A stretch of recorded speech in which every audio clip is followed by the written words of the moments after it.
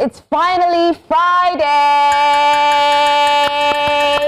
And I know that some people on this table cannot wait for the producers to tell us that we need to wrap. Culprits. But before we hear those words in our ears, we've got an hour of some of the best conversations on TV for you. Now, welcome to Jasiri. It's Hot Topics Friday, and we're ending the week with stories that we cannot wait to get into. So let us begin. I wish we had that moment that they were going to ask us what we did yesterday. But unfortunately, we cannot ask because it's just obvious. You know, one of us on this table just does as she likes after work. Thank God she said after work. Thank God she said after work. The operative word is after work. How she's alive and And well. I'm at work today, right? Thank you. She's not professional.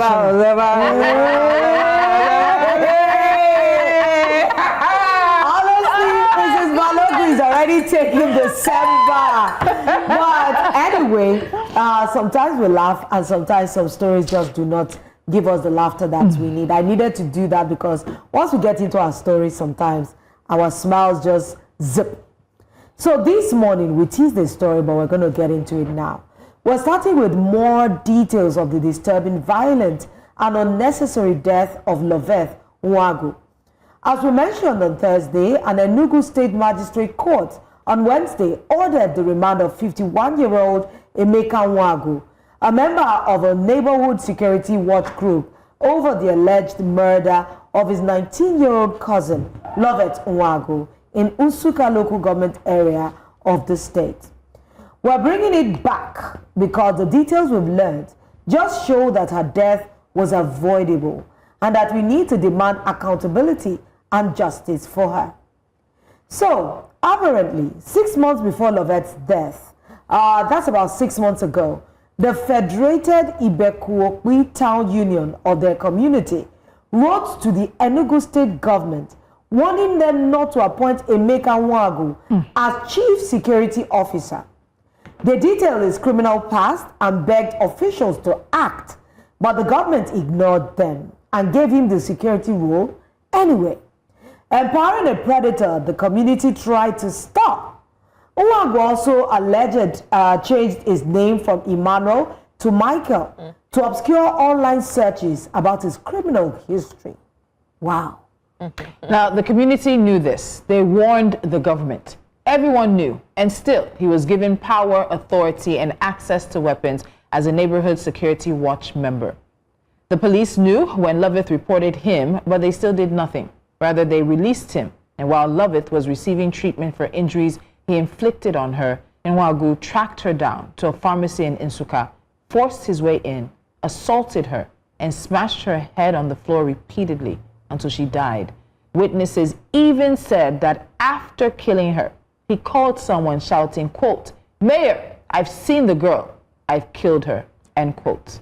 Loveth was 13 when the abuse began, 19 when she was murdered, and at every point in between, Nigeria protected her abuser more than it protected her life. Police dismissed her report, government empowered a known predator, community leaders warned, begged, wrote letters, all ignored. And in the end, Loveth paid the price for everyone else's negligence. And those are the words of Leading Ladies Africa, which is one of the another online medium that is again bringing attention to this story. And so when I saw some of the updates that they, in fact, because you know we talked about the community yesterday, and in fact this is now a community that has actually stood up. That were saying, I don't know what the criminal activities he was involved in, but I would not be surprised that even though he had this young girl locked up in his house and was abusing her and raping her, I would not be surprised if he was attempting that or doing that also outside. So we don't know what the criminal activity that the community was worried about and the community wrote about was, but just to hear that the community came together, wrote to the state government, and all of that was ignored, and this man was still put in a position of authority, given a weapon he likely used, because remember there was a time she escaped first, and he threatened her with a gun. It could have been the same gun given to him by the government, and that is what he turned on this young woman, and he continued and continued and continued until he found her and killed her. I'm wondering that, who do we now hold accountable? Because this kind of criminal cannot just be left to roam. in fact, when I was reading it and I saw that the community knows about him personally and they wrote to the government about it. So whose table did that letter land?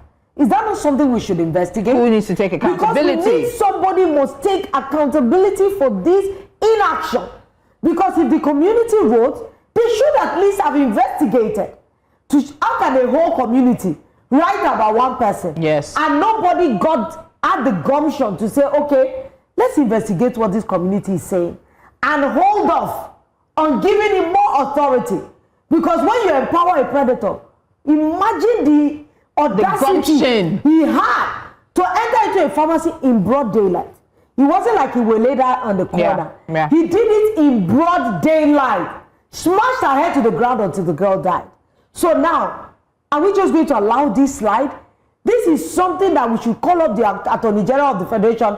We should call on the justice system to make sure that this girl did not die in vain. That the perpetrator must be brought to book. Because we cannot continue to allow this to happen. Young girls are not safe anywhere. And the family members of this girl should rise up and make sure that they get justice for this family member. When Tolu was talking about this yesterday, I actually thought it was someone who just had a mental issue.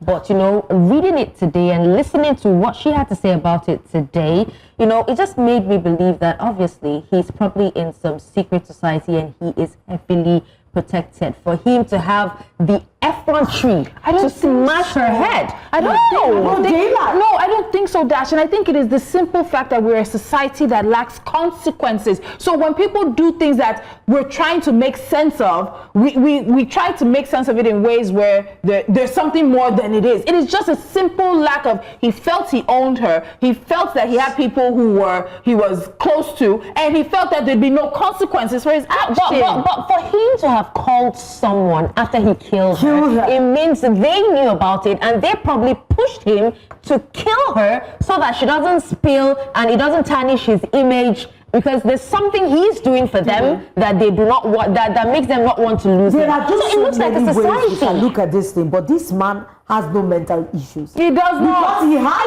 some kind of advice. Whoever told him to change his name so that when people do search, it's a different name. He did that too. A hardened criminal.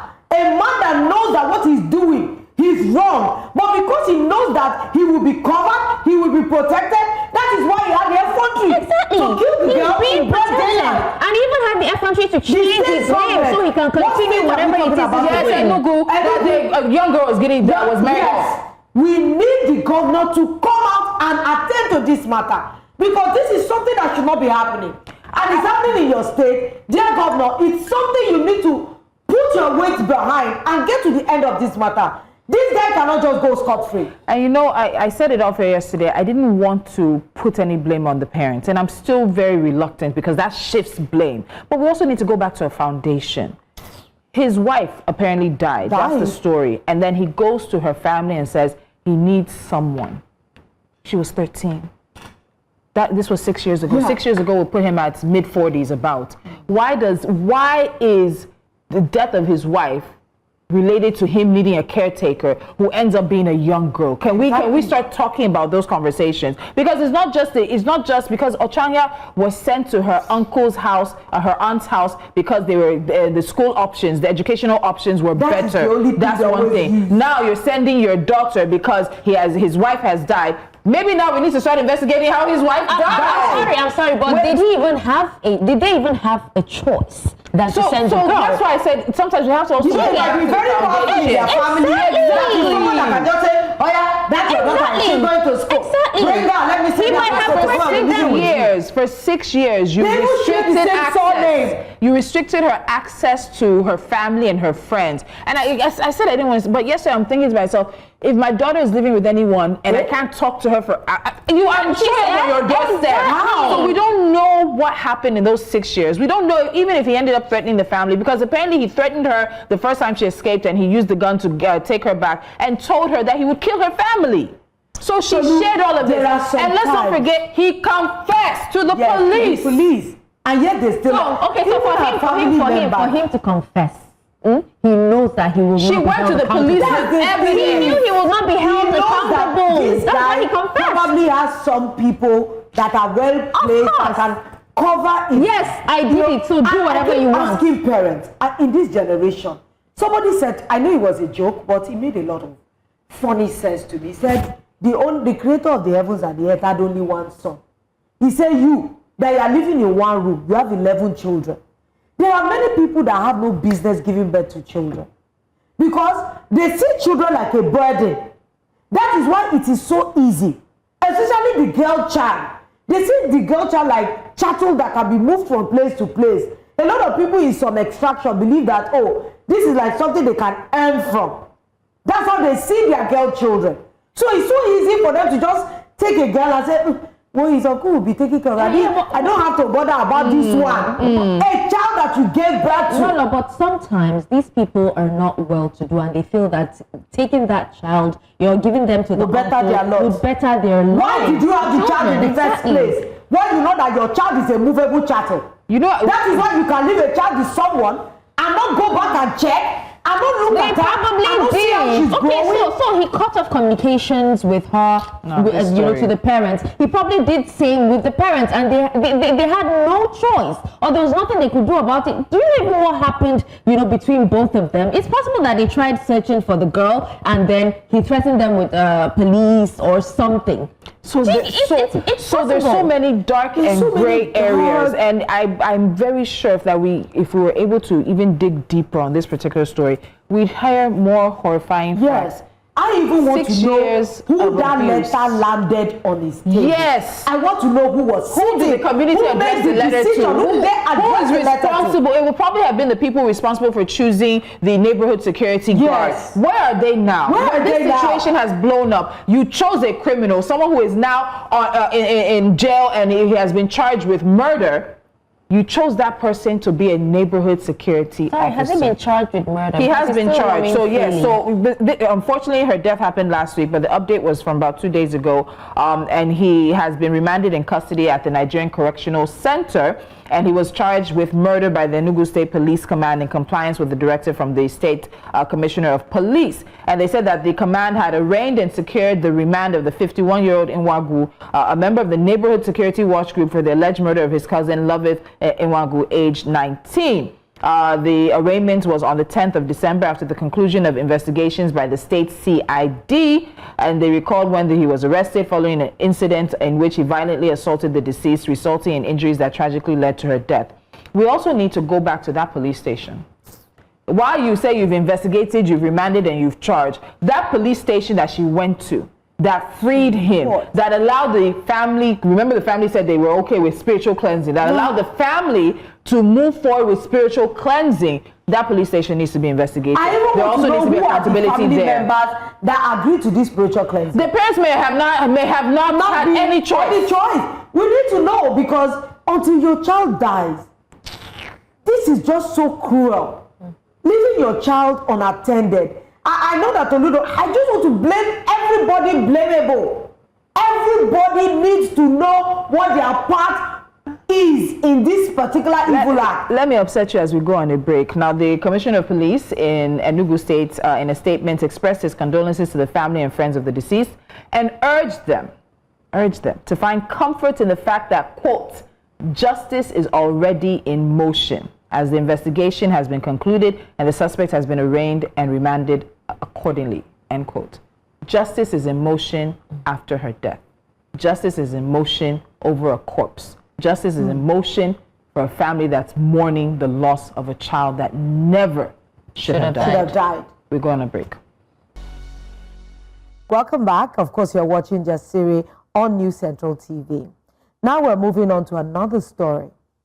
This one, you take it as you see it. The Senate Committee on Foreign Affairs has screened former ministers Femi Fani-Kayode and Abdul Rahman Dambazao, along with several other nominees up for ambassadorial appointments. Also appearing before the committee were former INEC chairman Mamadu Yakubu, Florence Ajimobi, and the former presidential aide Reno Omokri. In line with parliamentary tradition, most of the nominees, especially those who previously held public offices, were simply asked to take a bow and go. A practice Senate leader, Okoyemi Bamidele, defended during the session. But things briefly turned heated when Reno Omokri came. When his turn came, a disagreement broke out between Senators Alian Dume and Adams Oshiomhole over whether Omokri should be allowed to leave without answering any questions. The exchange caused a momentary stir in the chamber. Let's take a footage and see. If you were, you don't know. It should be seconded or you don't know. It's not seconded. Are you the Who was the seconder? I'm the seconder. I'm not being called. Now, there's a motion on until you are called, you cannot shut me down. No, he's not talking to you. He wasn't talking to you. Let the chairman preside. He wasn't talking to you. 1 minute. These are people. Okay, go ahead. There's a motion on ground. You can either defeat the motion or let it survive. But all right, so how come you have other people have spoken? Senator Adams, he wasn't. Go ahead. I have the authority of the chairman. Please go ahead. Chairman, you cannot exercise power that you don't have. You don't exercise. Chairman, I want to thank you, Senate leader and my colleagues. I cannot be intimidated by people who go here and there. After all, we see people on television questioning this list. Please ask Mr. Chairman, sir. The procedure is that if there is a motion on ground, it should be seconded. If it is not seconded, it's dead. It's dead. So allow me to continue. Mr. Chairman, you have allowed me. Please protect me. Senator Adams, conclude. Your time is going. Conclude. All right. Mr. Chairman, I think I needed to speak on this in the public interest. With particular reference to the nominee, Reno. Because we cannot pretend we have not had stories. We can't work on stories. For me. There is no petition before the for me. Look, this is for me. You should not return the Senate. Don't Allah the Senate. Senate is not a joke. Senate is not a joke. Senate is not where you the floor. I saw you stopping the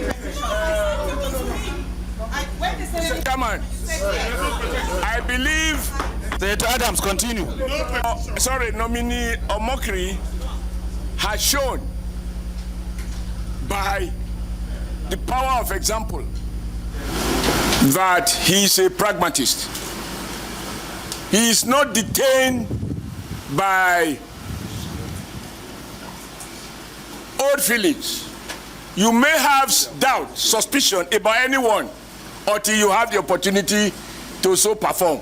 Indeed, you don't know anyone until you give him the driver's, you hand over to him the steering of a vehicle.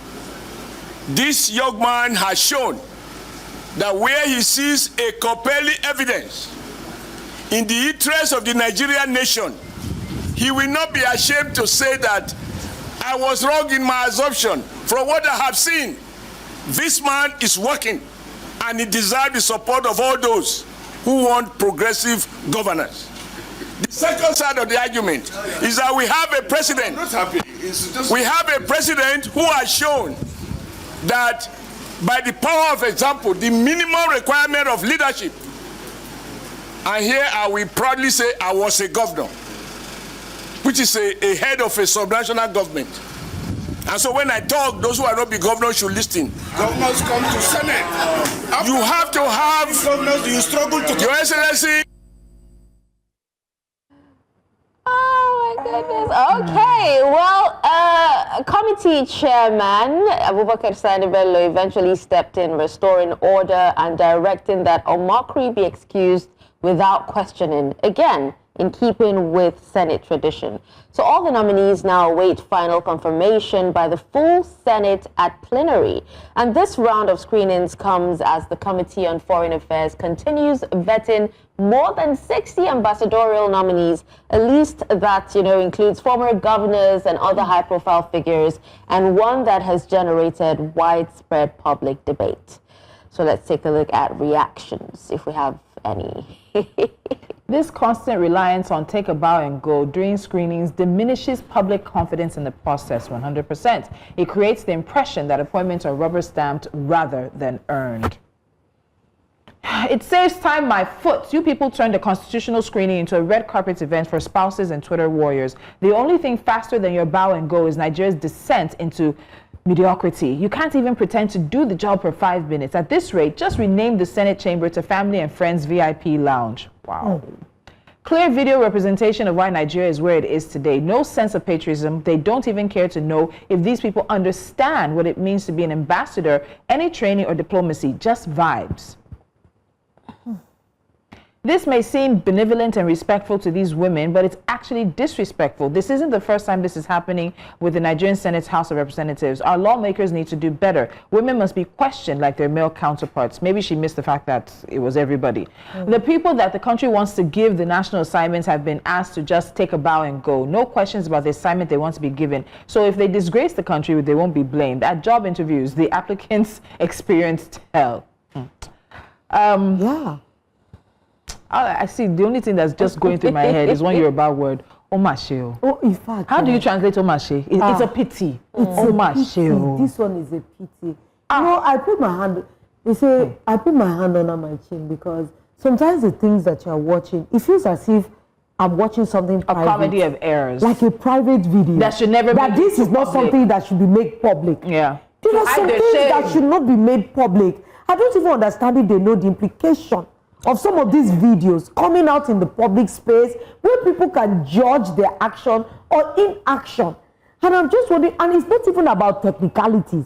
It's just about two egos, It's not about the thing at hand. The core of the discourse, or the core, the interview about. I thought they were going to make some serious arguments on maybe the points of questions or capacity. And I just found out that it's two adults that have personal issues with themselves, and they went to town to a point that they degraded themselves to a point of becoming verbally they couldn't abusive. Even respect the chairman of the committee, and Adams Oshomale, he had a low digo. He said that he was once a governor of a subnational, and anybody here who has not been a governor should listen. And that again just tells Nigerians how serious. I said, Omashe is a pity, but it's also, are we a serious people? Because you ask these people to bow and go. So when you look at these ambassadorial screenings and even the ministerial screenings, one of the things that has resounded over the past several years is let us know the portfolio that these people will hold, so that questions can be tailored to them. For the ambassadorial,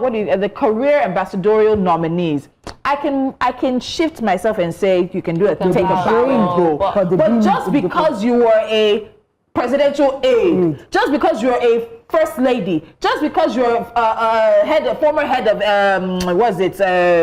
INEC, just because you're a former head, served in some public capacity, because you served in some public capacity, does not mean you are fit for a ambassadorial position.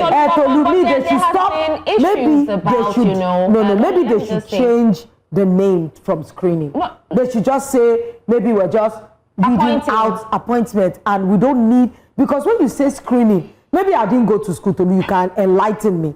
Because when you say screening, if you are even looking at it, it's like you want to dissect. It's like when a doctor is screening blood, they will look at it to know what. So when you say screening, can screening just be bow and go? Lolo, if you say screening, I feel they should be screened thoroughly. Yes. Right? But even besides that, with the list, when the list came out, it was very controversial. Nigerians were not having it at all. The list there was another list that actually broke down what the controversy is. Not the list based on this, on the, what do you call that? Another one. States. Most of the nominees were controversial. So if you say they're pragmatic and everything, why not screen them, ask them questions, let's even know what they're all about. Yes. They can handle. You can be pragmatic in one thing and be absolutely foolish in another. Exactly. So let's know. If you say they're pragmatic, why should they bow and go? Let's hear from them. And some of them are going to be sent to some very sensitive countries that we want to know their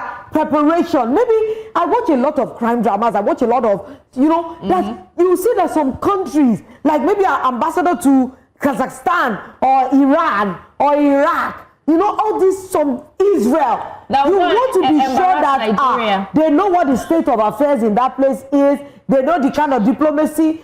Just even if they don't mean it, they can pretend. This reminds me, so in this situation, we have apparently waited around 2 years or so thereabouts for this list. There have been so many missions, Nigerian missions abroad, that do not have a city ambassador. Things have just been running anyhow in any which way. I don't know if you guys saw the video, I think it was from Canada, how the staff at the mission in Canada, I don't know what the city were, made people wait for hours. Yeah, I saw no consequence for them and anything. So we've waited almost 2 years around that for this list. And then this list comes out. You have somebody like an Ayoke who has, I don't know if it's an EFC case or who has allegations around him concerning his position, concerning money in the millions in foreign currency.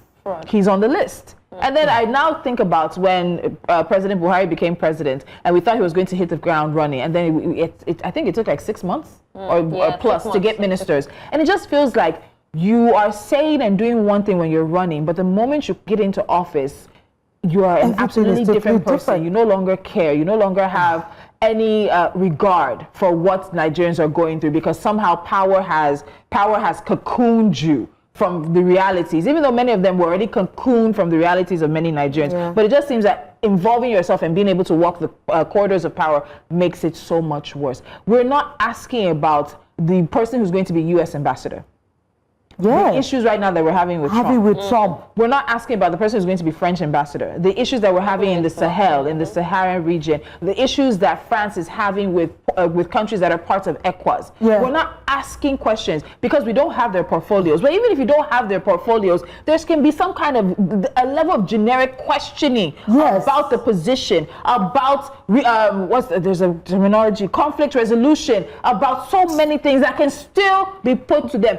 Take a bow and go is a disservice to the Nigerian people. It is a disservice to governance in Nigeria. And we need to, I don't understand, I don't know how to stop it. Well, we all know that. I don't know how to stop it. Stop what? It's something they're used to. We all know that these positions were given to them, just to appease them or something. But it's not like I don't know. Sometimes they just make it so hard for you to say anything. No, honestly, but that's the truth. They just rubber stamp it. Okay, you're my person now. Let me give you this. See, we're going to take a break. We're going to take a break. When we come back, we're going to juxtapose what we've watched from the Nigerian Senate with what a U.S. Congressman... Hello, can I talk? We'll juxtapose what we saw in the Nigerian Senate with what a U.S. Congressman has been doing in Nigeria. We'll be right back. While the Senate committee was screening ambassadorial nominees, U.S. Congressman Riley Moore was in Nigeria. He was leading a fact-finding mission over alleged genocide, and he is expected to brief U.S. President Donald Trump before the end of December. Now, the delegation was made up of 5 members of Congress and arrived in Nigeria on Sunday and visited internally displaced persons, survivors of terrorist attacks, Christian communities, Christian leaders, and traditional rulers, particularly in Benue State. There's a call now for them to even come to Plateau, but I'm not sure he's still around. Now, they also had a meeting with the National Security Advisor, Nuhu Rubadu, and the Attorney General of the Federation, Lateef Fagbemi. Here's what Moore had to say of his visit during an interview on Fox News. There is a person on this mission, Republican Congressman Riley Moore, who just led a congressional delegation, not over Zoom, but by armored vehicle. You went into this country at a time when they are taking Christians, and you went to these camps of internally displaced people. First of all, welcome to the Focus. Tell me what the people told you. Well, Harris, it was really shocking. The stories that we heard, the imagery, it was, I've never witnessed anything like that personally in my life. I met one woman, and I see you're showing some of the pictures, who had lost her entire family. 5 of her children were murdered right in front of her, and she was pregnant at the time and was able to escape. She had that child at an internally displaced camp, And I mean, you could just see that her soul had literally left her body. And there are countless stories like this. So we can just suppose, let's put side by side. And we know, of course, this all stems from the allegations of an alleged Christian genocide and President Donald Trump's comments in early November, which have had a lot of effects. We spoke about the fact that Senate President Godswill Akpabio mentioned, oh, you know, Trump is on us, and you know. And last week, I remember watching one of the Senate sittings, and he mentioned that, oh, Nigerians were looking forward to the ambassadorial screening because, you know, we had questions. And then, is this what you wanted to give us? Is this what you had to deliver to us? What have and then we now see this U.S. congressman go to these IDP camps. He's sharing his experience. He's going to brief U.S. President Donald Trump, and you just wonder, what ours are doing. And that was why Ndume said something there. He said the Senate is not a joke. That was what he said. He said there must be, they must allow them ask questions. He said it in Hausa as well, and then he now said it in English. He said the Senate, that don't make us look like fools. The Senate is not a joke. That was what he said. But I'm wondering, were you expecting anything different? Ever since I've been really focusing, this has been what I've experienced. Bow and go. They laugh. They even make it like a very interesting sweet comedy. It's almost and you're like, okay, we got small chops for you. Yeah, after we finish, let's meet and have it was about the president to make it sound more legit. You know, the president did this, did that. Okay, so it sounds more legit. I'm not sure if it was Adams Oshiomhole or somebody else, but I know in this screening that happened yesterday, somebody was talking about Reno Omokri and said, I've known him for several years, and and I'm thinking to myself, your personal relationship with him is not the basis of his capacity or capability of being an ambassador for Nigeria. You're not bringing personal emotion and sentiment into this. You're meant to be screening him on behalf of your constituents, on behalf of Nigerians. Yes. You cannot bring, if your personal relationship means you give him softer questions, maybe, but question him. Question him. But who do you want to question? All of them. But who do you want to question? Somebody said it right. This is like rubber stamp. They already know what this is. So all these things are just playing to the gallery. So if these ambassadors had the capacity, they will definitely be questioned. I know Nigeria. They will sit down, ask them the difficult questions because they know they can answer. They know that these people have a portfolio and they know their onions. Do you know how many times I've seen diplomatic issues happen? That it takes a very highly professional-minded person to be able to deal with things that happen on the go. Very difficult decision, representing your country. Imagine you are not able to reach the president and you must make a decision. Do you think those are the times that we need somebody that is not capable to be able to make those kind of decisions on behalf of the country? You mean people that have been accused? Do you know how important our ambassador to America is at this time? People that have been accused of domestic abuse, mental illness, drug abuse, corruption, fraud, and the like. It just shows that they don't really think.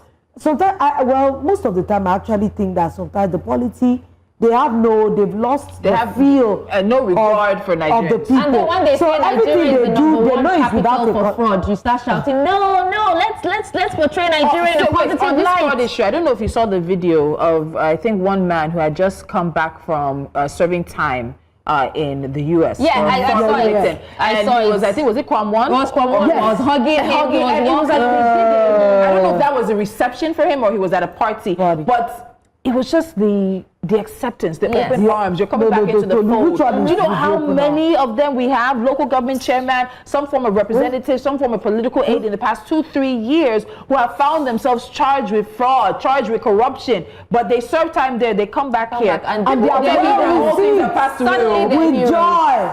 Anyway, this is Nigeria. You see that word impunity.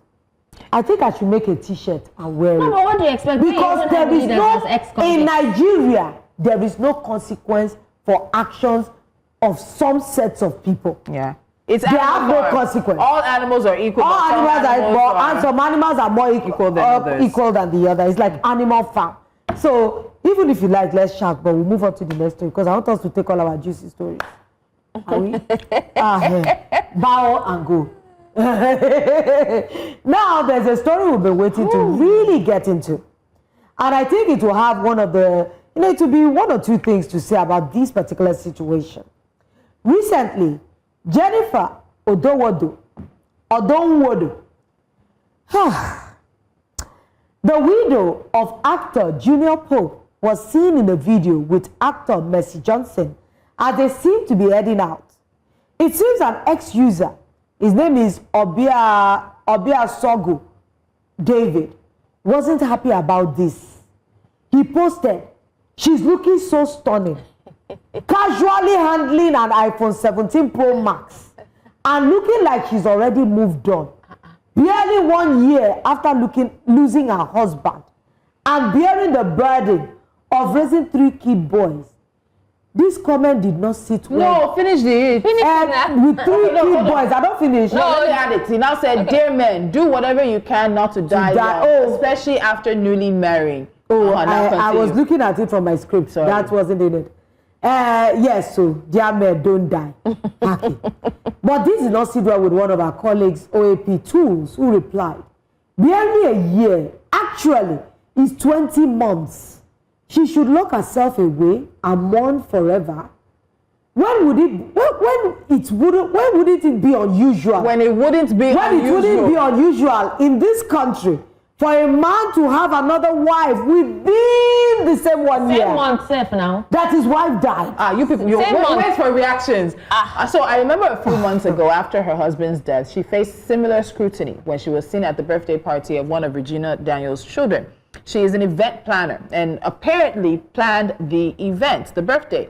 But some people were saying it was way too early for her to be out, with someone claiming that they knew she had received money after Pope's death and they didn't understand what she was looking for outside. But this whole widow policing isn't really a new thing. Yes, widow policing.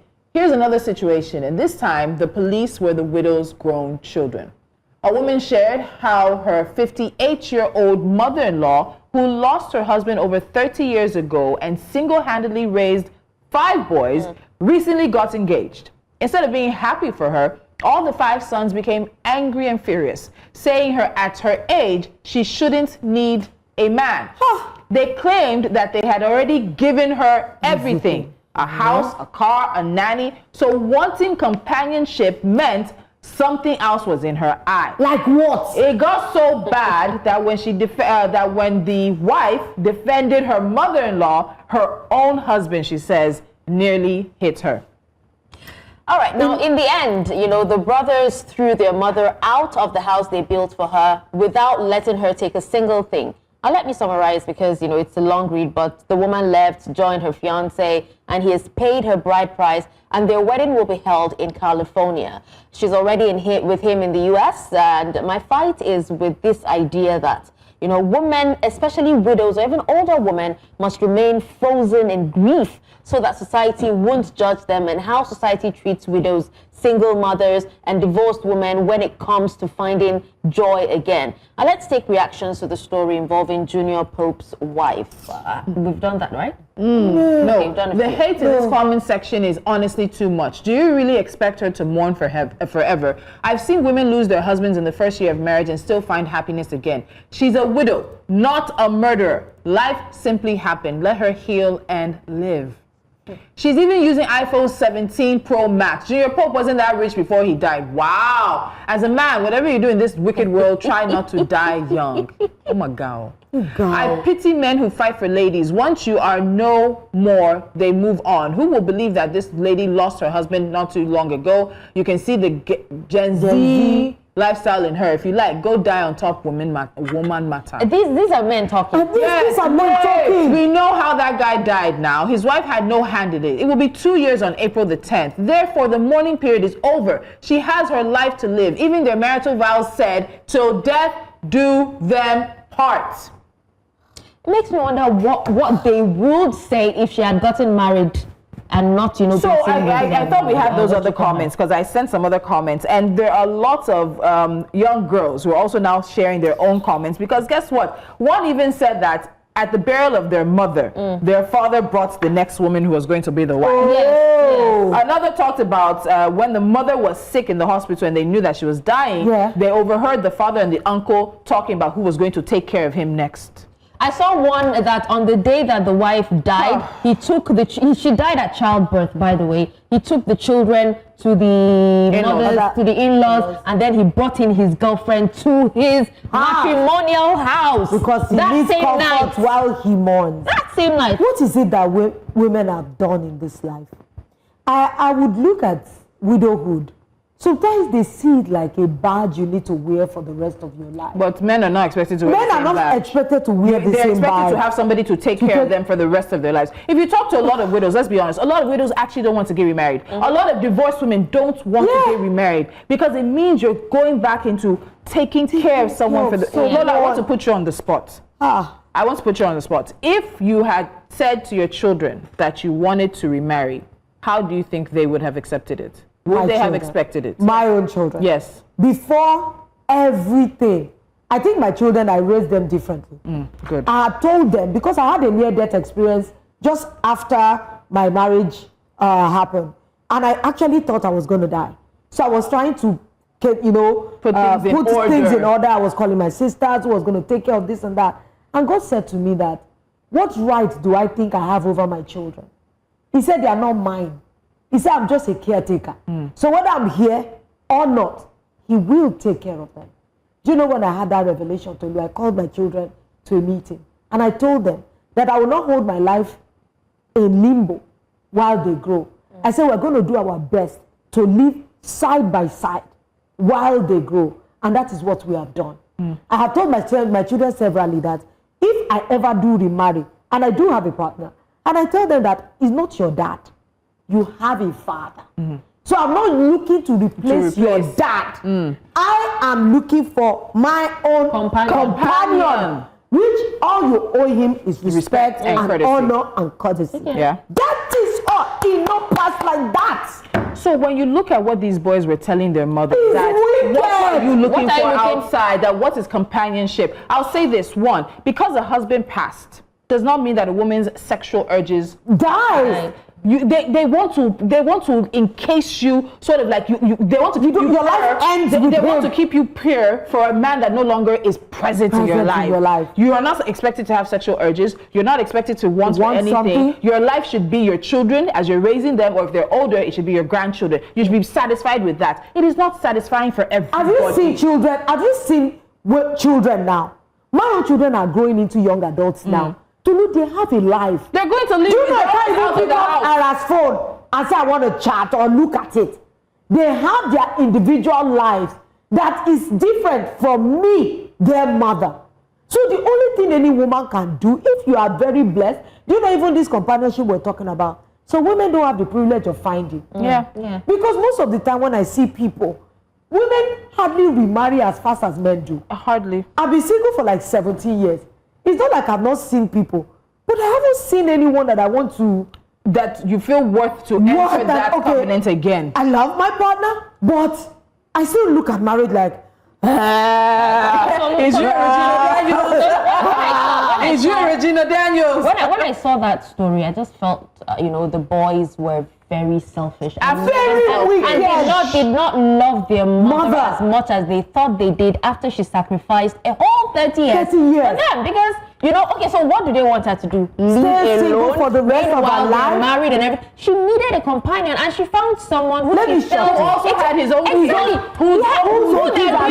accepted her. Do you understand? So can you think of 30 years? Wait, can you think of what it means for 30 years? Exactly. To sleep alone. You started this journey with a husband and a father for your kids, and then somehow he dies, and then for the next 30 years you go to bed by yourself. No one to share burdens with. No one to help raise children. No one to talk to. So when she's crying at home and holding a pillow, the children didn't see that. And I think sometimes it comes back to me. I believe a lot of mothers do a disservice to their boys in particular by not sharing, when they get to a proper age, by not sharing some of their struggles and some of their challenges. Because you leave them with like almost a Mother Teresa feeling for the mother. So she's this glorified state. Yes. That needs to stay on this pedestal. Yeah. And if another man touches her, it defiles the memory of her father. This So woman, this thing you have said is like hitting the nail on the head. I keep telling I'm women, sorry, I think Lolo, next before you year go I need to do something. Lolo, now this woman that actually came out, to talk about this, that's the wife of, whatever, the in-law and all that. So is the husband saying that he's quite young? I'm sure he's probably in his 40s. I would be afraid. If he dies, if he dies at this moment, that she should not remarry.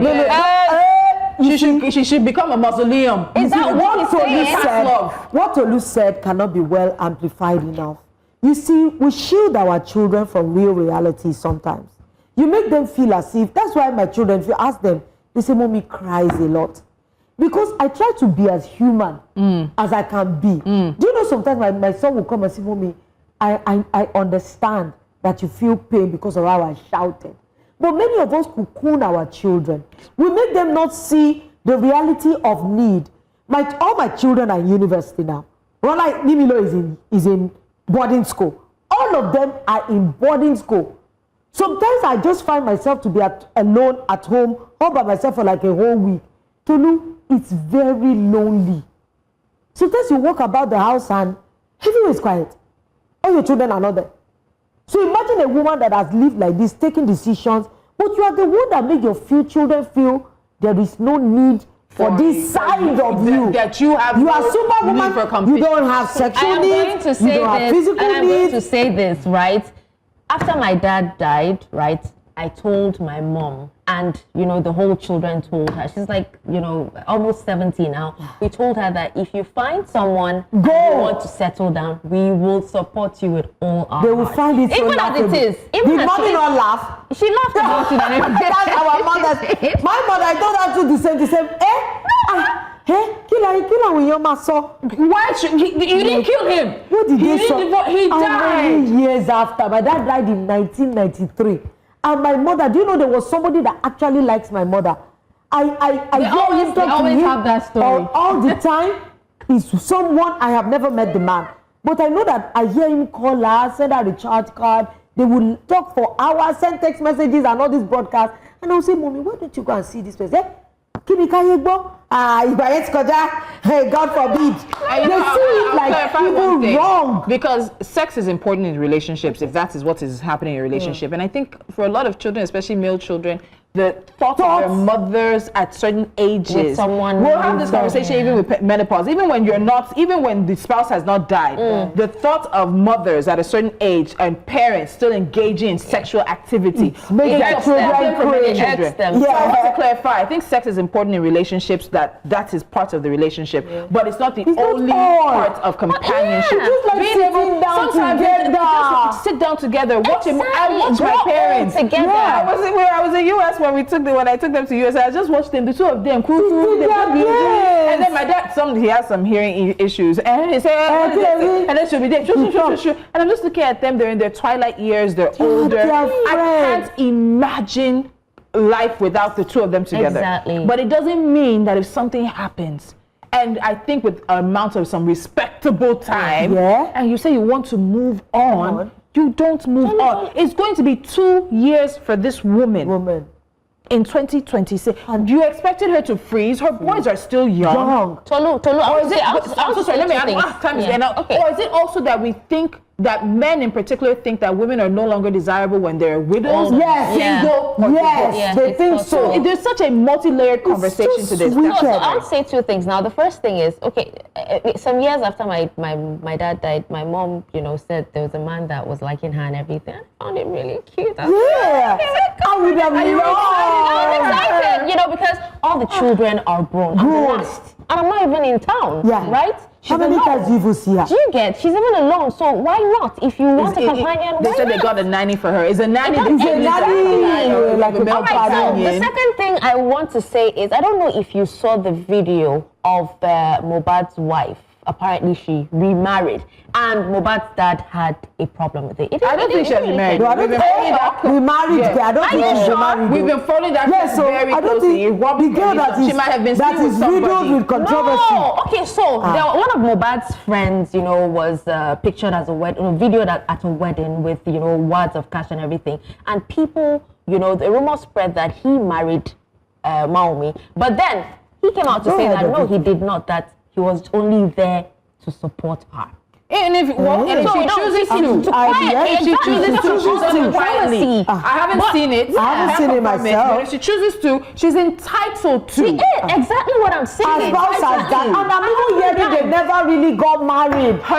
I heard that she and Mohbad never really did like a civil wedding. That maybe it was a traditional wedding, which is still considered legal. Which is still considered legal in some, but so it has no papering. I think we need to.